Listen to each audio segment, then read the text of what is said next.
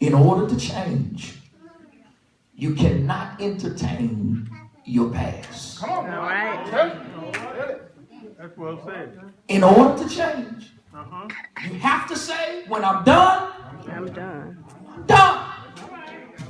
Come on, bitch. And in order to get that point across, you cannot entertain your past. Come on now. That's true.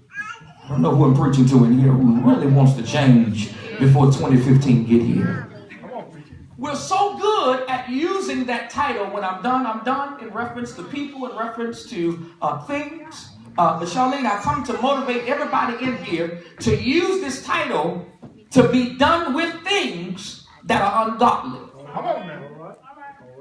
When I'm done, I'm done. That's right. Look here in this text here, Luke chapter 9, verse 59. Look here. Another one said, Luke is reporting to us, follow me. All right, here it is. We got to get this out the way.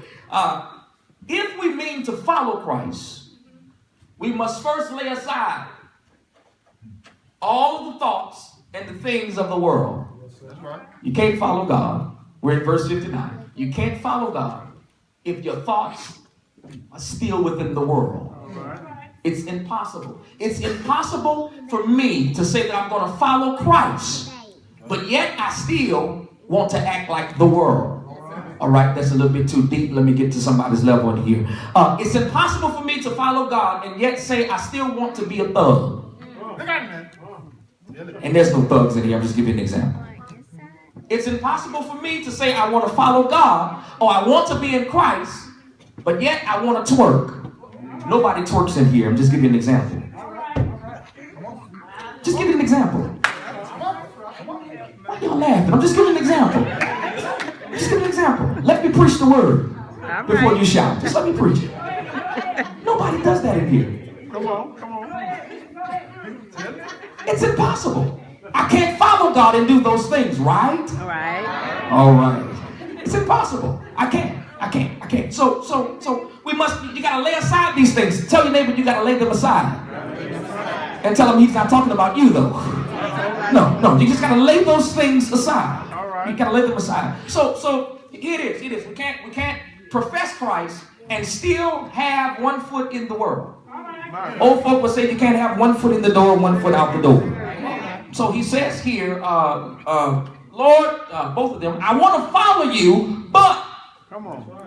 I want to follow you, Lord, but there's some things that I'm still unsure of. Here it is. If you're writing, you're taking notes, we got to look up the word follow. It's right here in verse 59. The word follow in the Greek means to accompany. To accompany. It also means to attend. All right? Here's the third definition. It means to be in the same way. All right? To be in the same way. So when you and I say that we want to follow God, watch this. What we are saying is, we're saying to our neighbor, or we're saying to things, or we're saying to the world, or we're saying to people, we're saying, I know I've changed. Come on. When I'm not in your way anymore. Come on. Well said. I know that I'm following God, Jarvis, when I'm not in your way. That's right. Come on. Right? Right. Meaning, There. I'm not in your way, but I'm in his way. That's right. Which means I'm doing things his way. Y'all missed it.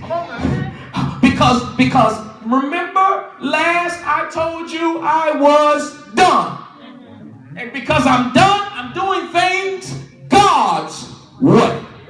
I'm accompanying him now. I don't want to know your business anymore. I want to know his business. I know I wasn't going to get a lot of amens on that because some of you still want to know each other's business. Please don't look at me and think that I'm stuck up or I'm bougie, but I just don't want to know what's going on in your life. Come on now.